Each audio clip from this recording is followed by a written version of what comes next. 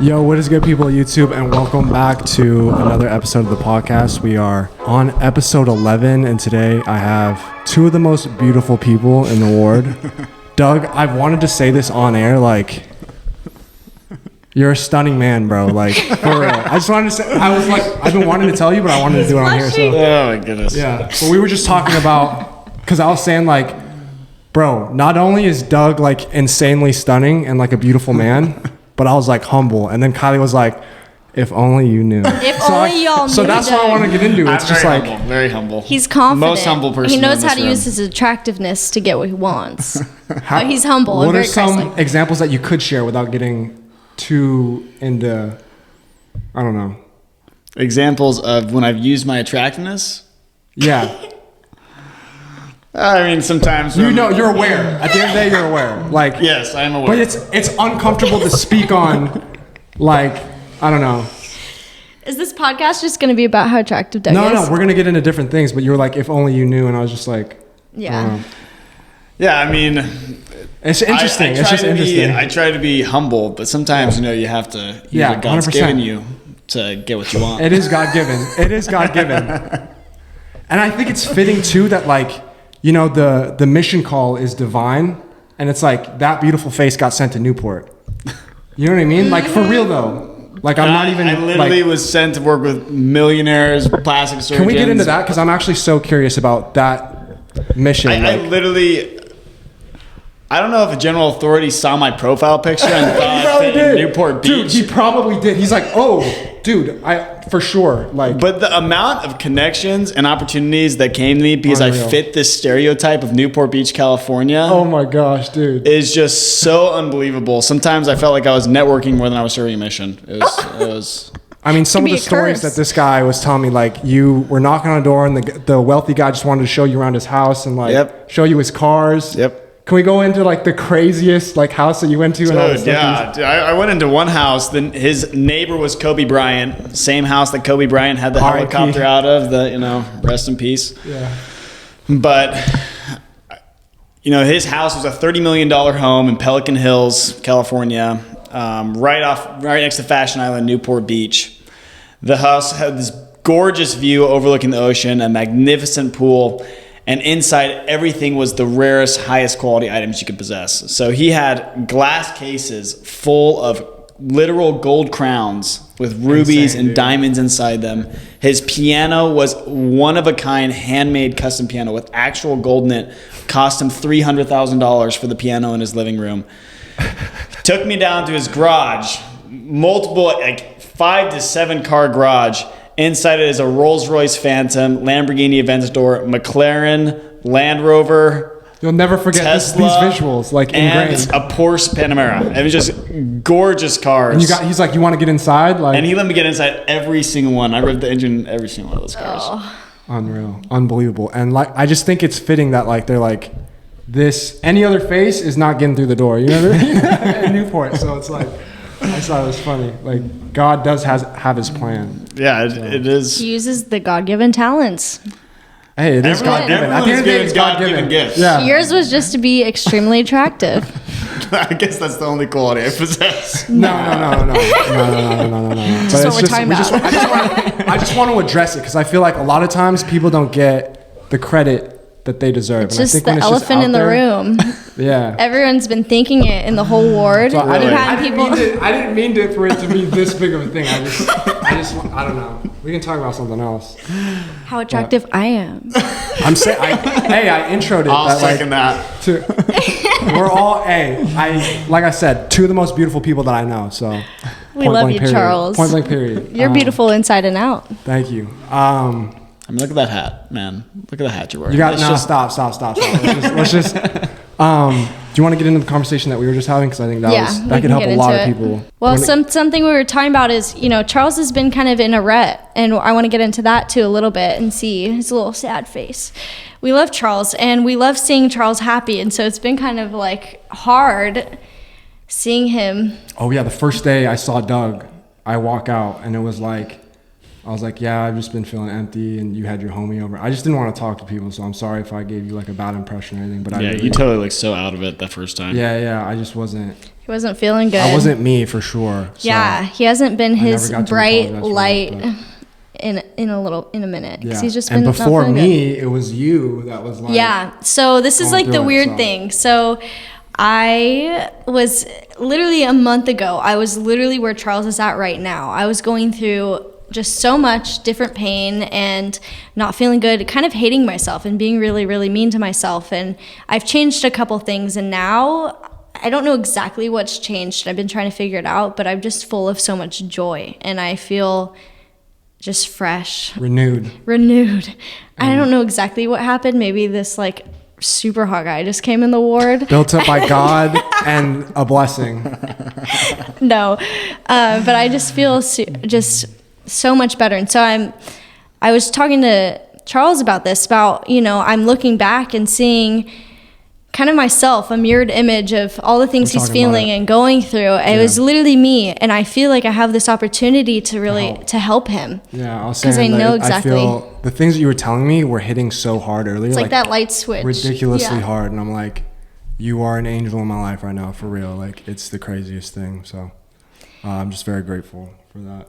Yeah, and one thing I kind of mentioned to him that is probably good for everyone to hear is that, sometimes in life, life is good. Like it's going good, but the world kind of builds you up. You have lots of different things that you take on. You get prideful of the things that you have. Lots of different, and for every person, it's different things. And, sometimes people pick up bad qualities or bad habits or even thoughts and the way they view life. Like the world kind of builds you a certain way, and sometimes you have to be shattered. I kind of compared it to a vase. You have to be shattered and all the pieces on the floor, and really at this moment of hopelessness, just hoping that God can help you rebuild yourself, that, he'll take those pieces and put the ones that he wants you to have, but like get rid of the bad ones, and he'll replace the bad ones with better pieces. And I'm just told Charles, like, that's what's happening to him. I see it. I see the little changes in his life. Grateful.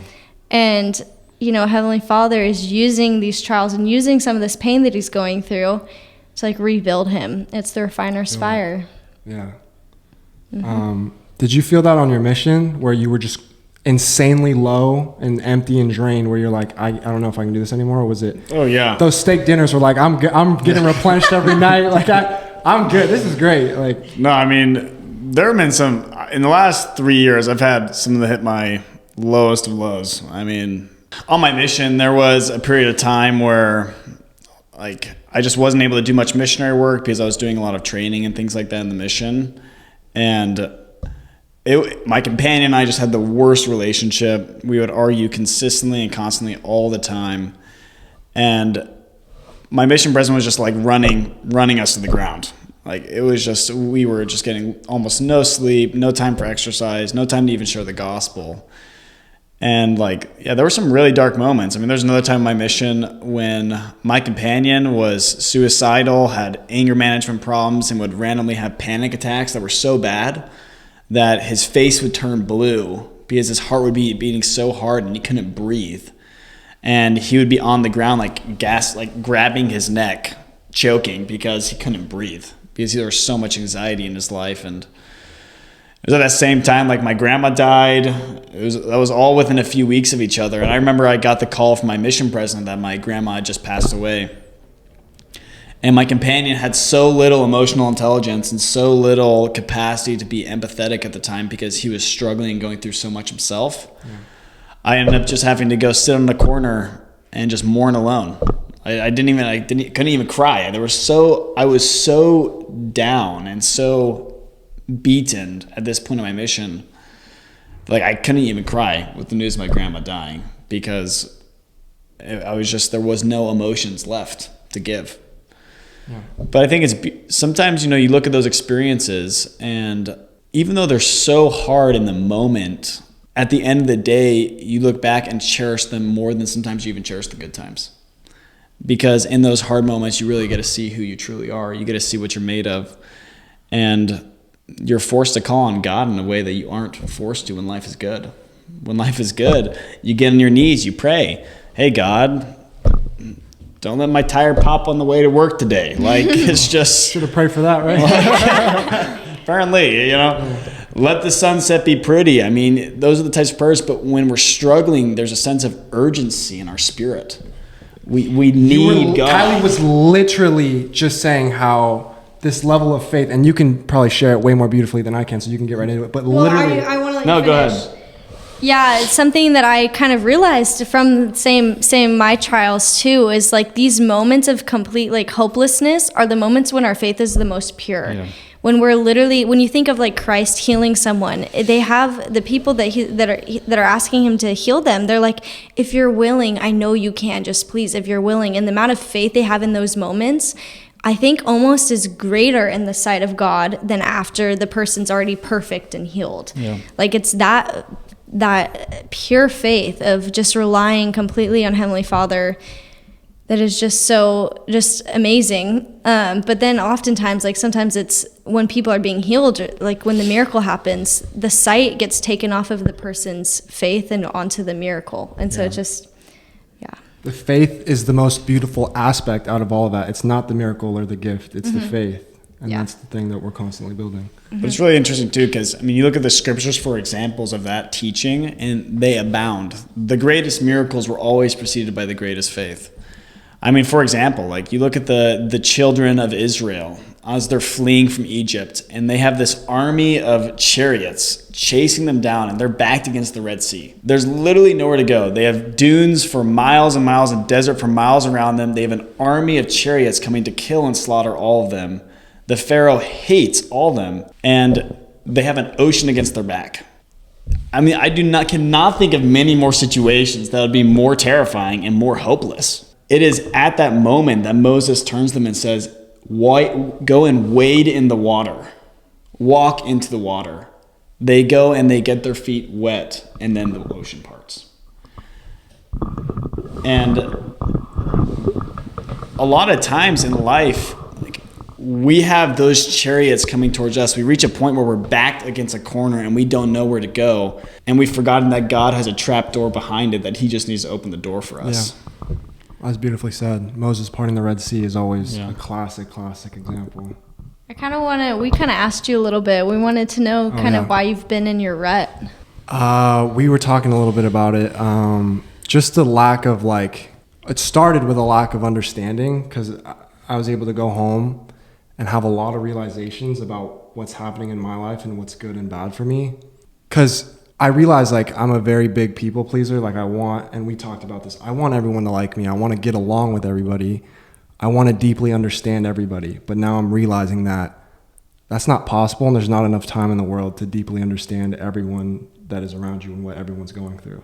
And so just being a little more selective and a little more choosy in the people that I have in my circle, which rubbed a lot of people the wrong way, and I just felt like for me personally, that was the best thing for myself.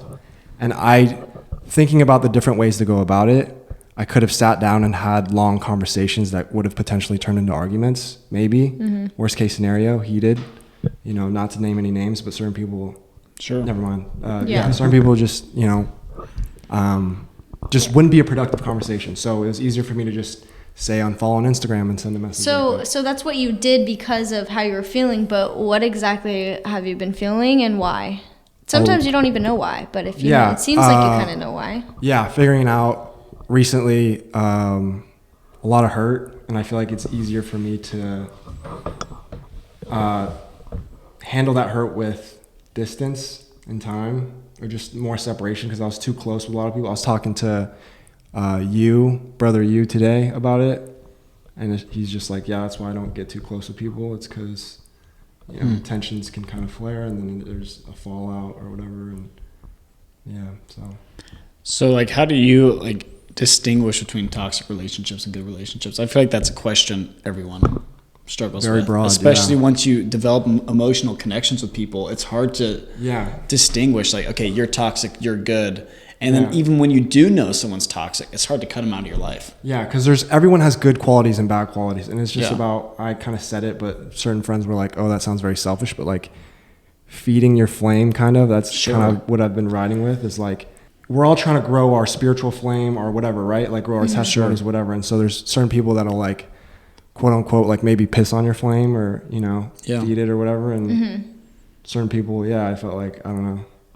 But they weren't building you up, and you need people who build you up. And I think those experiences of like getting close to these people and then maybe not like just getting distance, like obviously it's still all love. And if I see them at church, I'm gonna give them a hug and see how they're doing. And it's all, but like, it's a experience of like, I'm better at reading people now, or like knowing. I think one of the best ways to know if someone is toxic is, I mean, a lot of people can have toxic habits, but they might not be habits that affect you. Right. And so the best way to like help yourself is to just figure out who is building me up, who's making me feel good about myself, who's helping me. And I mean, that doesn't mean like people think you're just some amazing person always complimenting you. Like it could also be that there are people in your life who help you realize things, but do it in a way that is actually productive in building you up and helping you realize your flaws or whatever, rather than hurting you. It's really hard to phrase exactly like the reasons why. And so you try and say it in a more politically correct way that can get taken the wrong way. And then people just are just like, what? Like you're a bad guy because, but you know what I mean? Like I can't paint the full picture for you because it'd be even worse for me. Actually. I think that's one of the things, like everyone just needs to be true to their heart. And like, sometimes the only way to understand relationships is through your emotional lens. You can't always understand it analytically. Yeah.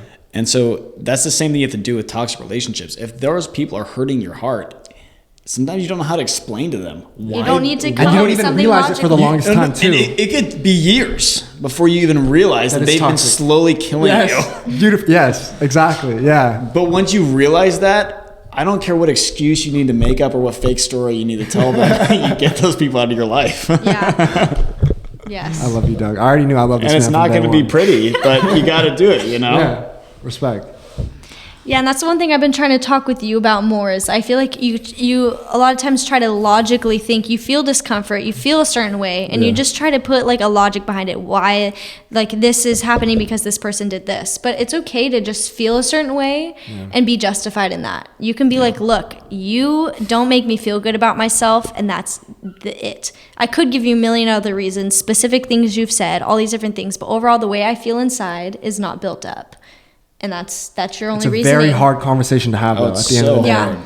But it takes a level of maturity to be able to have those conversations. Yeah. And a lot of times those toxic relationships don't have the maturity required to have those conversations in the first place. Well, I think and I'm not saying those people are toxic. Right, totally. So, they're not the type of friends you specifically need. Toxic for you isn't toxic for everyone. That's the key. Like there are some people where it's that person could be best friends with someone else and build them up, but for that other person, they can be super toxic. But we have to own how we feel in the relationship. And we have to be willing to own it and accept it. And we don't need to feel this need to always be so politically correct in every relationship in our life. Yeah. Exactly. Right. Nail on the head. Like, yes, that's it. We should have had Doug here for you like a month ago. No, but once again, that's also, I've been saying this, divine that you're here for, like, at the end of the day, we're in the service industry in this church. Like, we're here to serve each other, you know? So, here to serve. Jesus was in the service industry. You guys have no idea how much you guys have meant to me. I mean, I've been through some really hard experiences. I couldn't believe that this man was like, bro, like dating in Utah. So I'm like, what are you talking about, dog? Like there should be a line like in and out, like cars parked up, like stalled up, like, you know, I was just like, I was shook. So can we get into that? Like Utah culture and like, yeah, sure. That's the thing that we wanted to get into, There's a reason I'm in Santa Barbara right now. So we can get into that because I'm curious to know more about it and just hear more stories. Doug probably did have lines of girls. No. He's just too humble to say it. That's what I was saying, bro. I was like, this man is, when you were, I don't want to be mean, but like, he showed me, he was like, dude, I've been getting curbed. And I'm like, show me a picture of this girl. Like, are you DMing like a Victoria's Secret model? Like, what is going on right now? Never mind, that's mean. I won't say it. No, like, he showed the picture and she was like, all, yo, what? Like, she was all right. This girl was insecure that you were messaging her and she's like, I'm not even going to bother. Like, maybe I just don't know how to read girls well enough then, because I just feel like I get freaking curved and ghosted, dude, every day in Provo, all the time. We're going to link Doug's Instagram in the description. And what if I told you though, there's like a lot of people who look like Doug in Utah. Yep. Like there's a lot of attractive guys, but the problem is these girls aren't taking the chance to like know how amazing Doug is on the inside. That's another thing that I was gonna say. I feel like, and I could be wrong, but in your life, people have assumed you're a D-bag because of Dude, right. Way Here we more go. people. All It's they do pretty is syndrome. they look at me and then they see what I'm wearing and then they're like, D-bag, not gonna talk to him. It's the attractive, the curse of being attractive. I'm actually like pretty boy privilege. That's what I was trying to say. But yeah, I mean, I'm the first person, like, I want just authentic relationships with people. Yeah. And like, I don't view myself, I just, so many times, like, I want just to get to know people and I can be real with You're them. a rock star, brother. But it's just freaking hard to. It's just hard to. Yeah, because people don't take the chance. Like they just assume they know you. Kylie's had to deal with this as well. Yeah, Kylie's a perfect example. That's what I'm of this. saying. I mean, No, we we've got talk about an this all the time. Instagram influencer and model right here, a Yeah. freaking famous TikToker. Hey, no, it's all real. We're not No, gassing you up. it's- It's very Kylie and I real. literally had this conversation the other day, but sometimes people get so attracted to the idea of a person, they're less focused on the person themselves. You have a girl like Kylie right here who all these followers on Instagram, all these people on TikTok. She posts all Guys these in the gorgeous DMs for days. Yeah, Scroll through dozens for days. upon dozens Yeah. on every day. Yep. And all these gorgeous photos and it's easy for guys to get so focused on the idea of Kylie that sometimes they forget that Kylie is also a person. She's goofy, she's funny, she's real, and she's authentic, and she actually has an amazing spirit and soul. Yeah. Yeah. But it's just so many times we just want to just place people in these boxes Yep. of, oh, well, this is what you look like, or this is how you act, or this is how you dress, because it takes the responsibility away from us to actually build meaningful relationships with people. And They're be like, oh man, You think people are scared of that, or what is it? Insecurities? What do you think? I think a lot of times it just comes down to insecurity because it's agree. harder. It's harder to agree. bad talk someone that you actually know. It's harder to hate people you actually know and care about. And so it's like it's easier just to be like, well, I don't Shut want them to. out. I'm just going to shut them out and objectify them. And oh well, she's just an Instagram girl. It's almost too unfair to be like, wow, you have that and you're a good person. I don't want to believe it, right? There's a part of that, and right, like for real, like at Dude, the end I've of the never day, thought about that. I think it's true though.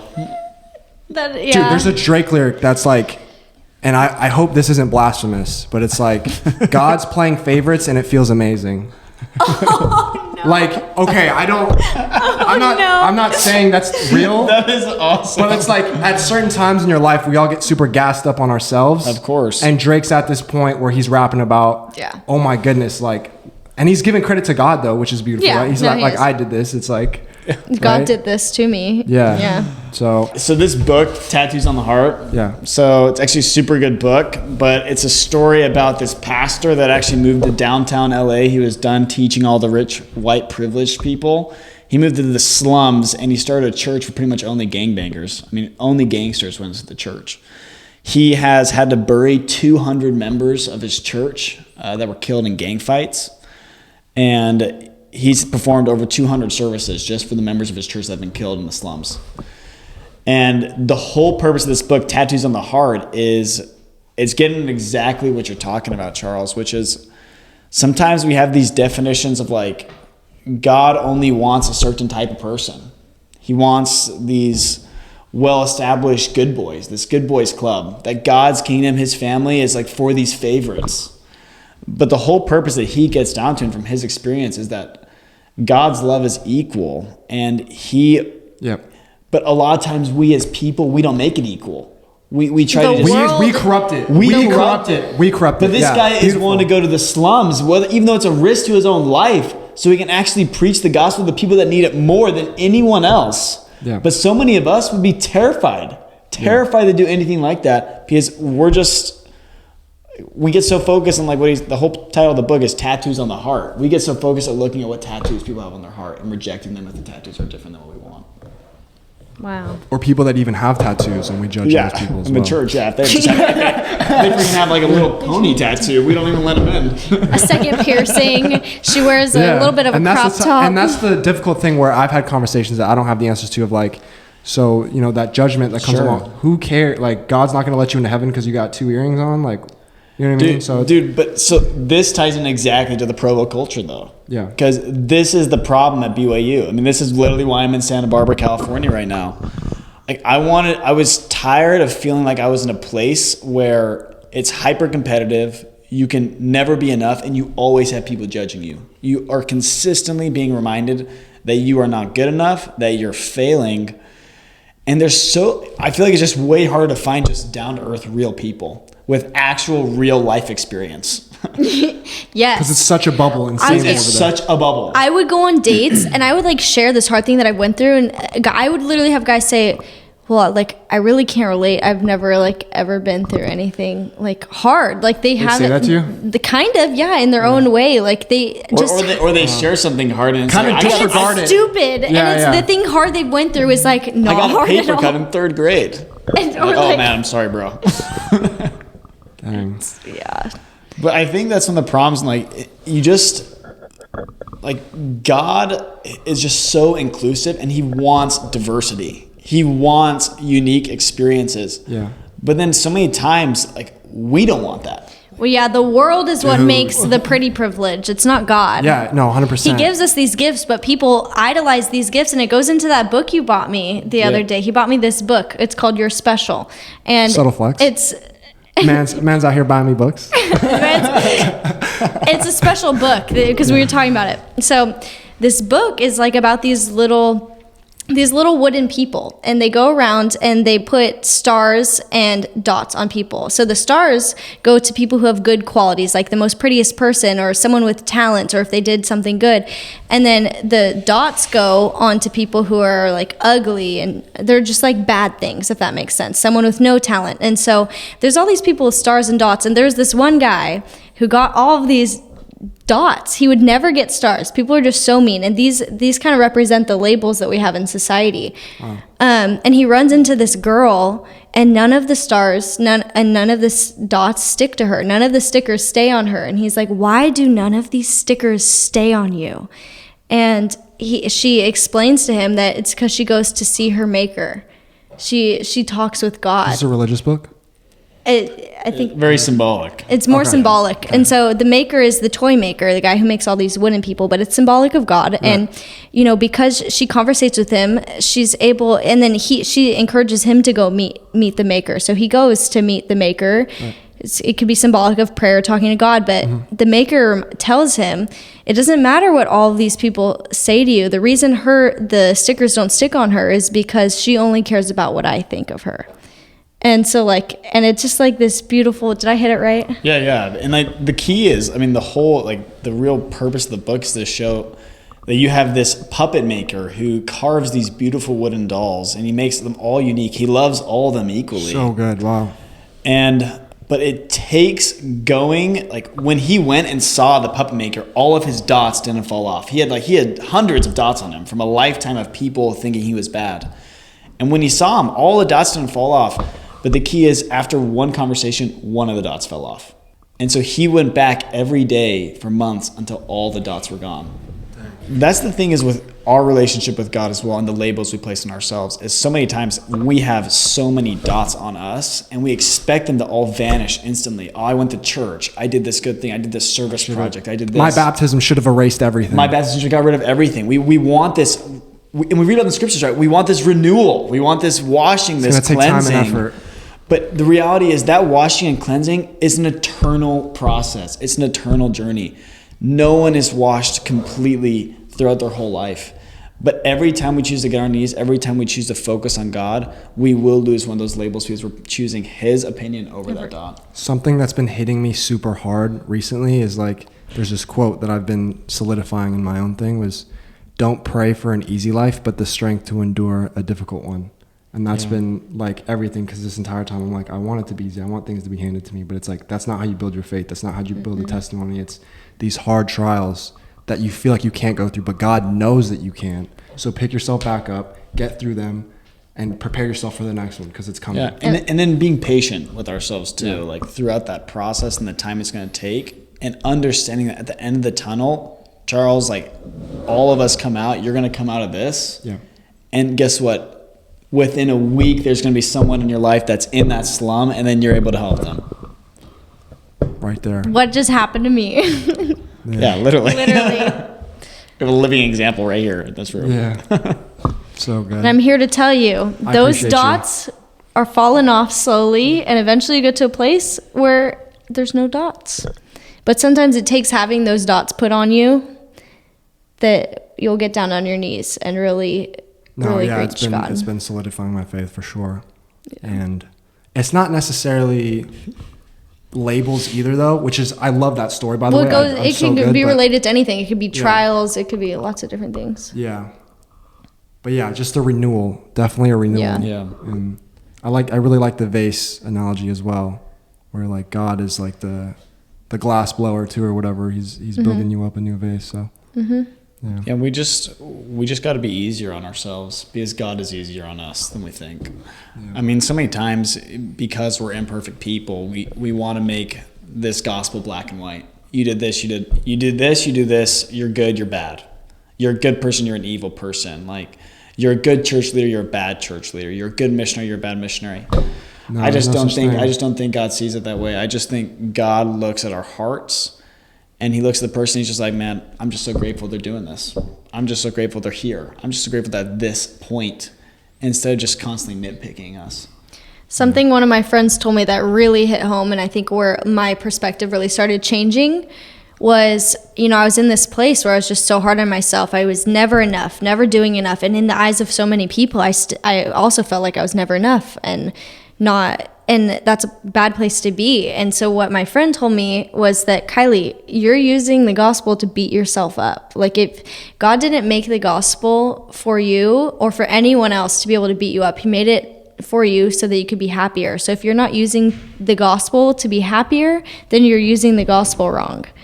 And like that kind of put it in perspective, like, wow, I have this gospel. The gospel was made to make me happier, but the only thing I'm doing is using the gospel to be mean to myself.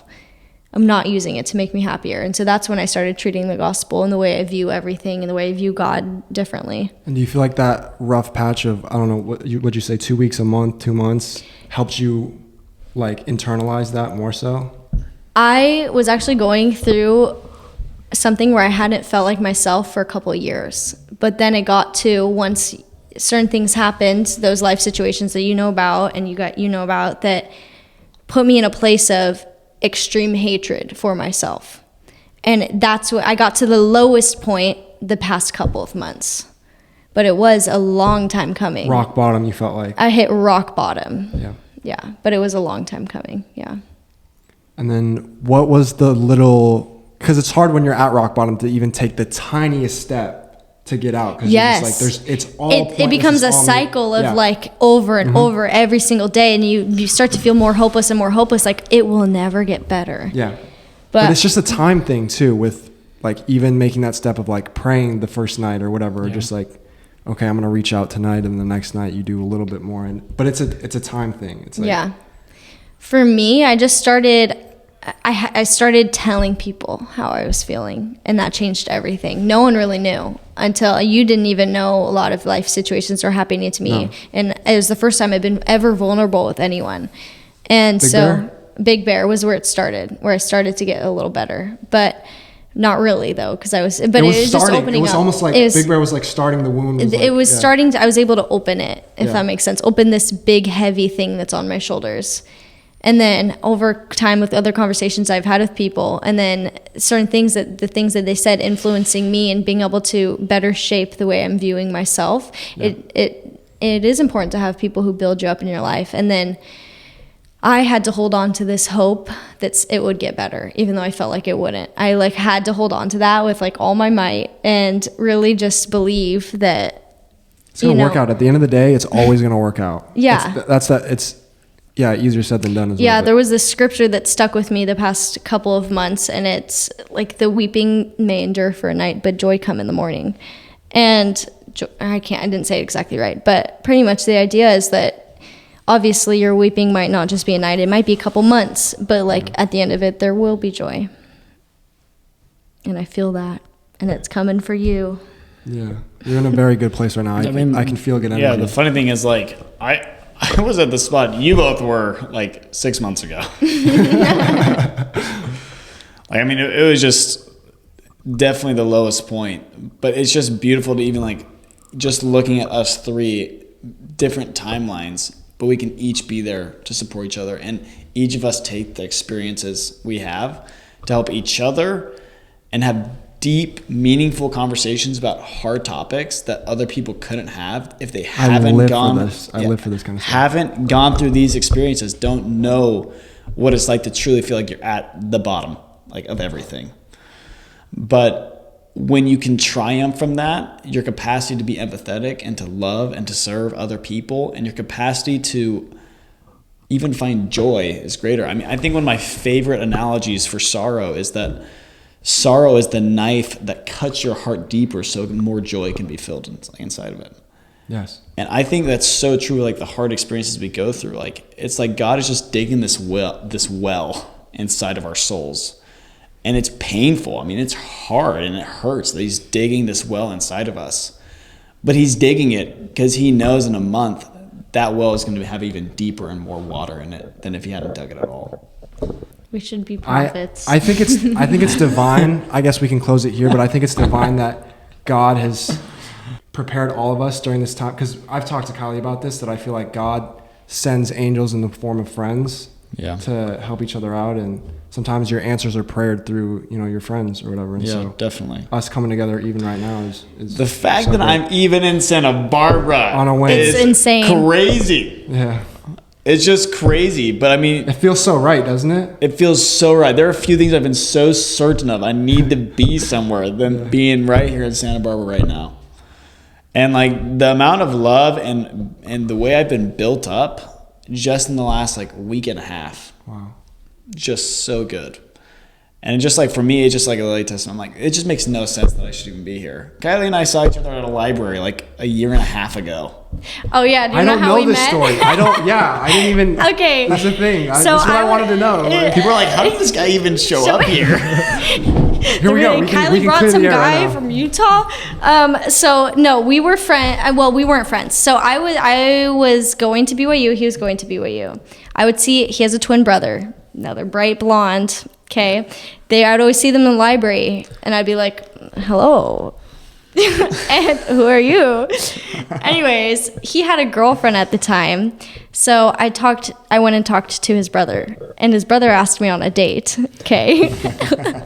And so the day of the date, his brother texts me saying, "I'm sorry, we shouldn't go on this date, blah blah blah." He ends up getting in a relationship with some chick, which is okay. To be his wife. This chick turns out to be his wife. Divine design. So it was totally fine. It worked out. I wasn't offended because I ended up getting a boyfriend like 7 days later. But so and then nothing. Me and Doug, like we forgot about each other. We forgot each other existed. Well, I guess like you can finish. finish. I'm scrolling through Instagram. You see the Saints thing? Yes, this like Saints missionary page. Okay. And it just so happens her photo is on this post. Divine. And I'm like, dang, that looks just like the girl I used to see in the library. And so I shoot her a message on Instagram. We start talking. And then it just so happened a convert of mine from my mission was about to leave on his mission, was giving his mission farewell. And they'd invited me to go down to Newport Beach, California to say goodbye. Well, it was at the exact same time Kylee and I started chatting a little bit. And I was like, well, where do you live? I was just assuming she was living in Provo. And she's like, well, I live in Santa Barbara. I'm like, well, I'll just drive up and say hello. Anyway, we meet up and chat and have a really good time getting to know each other. And it just so happened, literally a few weeks before, I dropped my classes. And I was like, just had no idea. I was like, God, I feel like I need to drop my classes, but I have no idea where I'm going.